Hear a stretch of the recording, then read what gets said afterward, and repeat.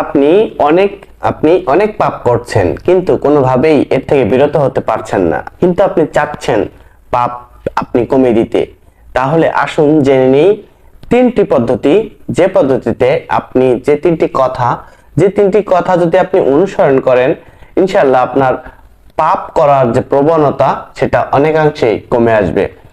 এক নাম্বার, যখনই পাপ করতে করতে যাচ্ছেন বা করবেন, তখনই তিনটি কথা মনে রাখুন। এক নাম্বার, উপরওয়ালা বা সৃষ্টিকর্তা, আল্লাহ, ভগবান, যে নামেই আপনি ডাকুন না কেন, তিনি আপনাকে সবসময় দেখছেন। দুই নাম্বার, ফেরেশতারা আপনার কর্মগুলা সুন্দর করে পায় টু পায় লিপিবদ্ধ করছেন। আর তিন নাম্বার, যে কোনো সময় আপনি মারা যেতে পারেন। এই তিনটা কথা যদি আপনি সবসময় ভাবেন, তাহলে দেখবেন আপনার পাপ করার প্রবণতা বা যে পাপটা আপনি করতে যাচ্ছিলেন, হয়তোবা সেটা আপনি নাও করতে পারেন এইগুলা ভাবার কারণে। এটা আমরা প্র্যাকটিস করি। যদি এটা কাজে লাগে, উপকার লাগে, ভালো মনে হয়, অবশ্যই কমেন্ট বক্সে জানাবেন।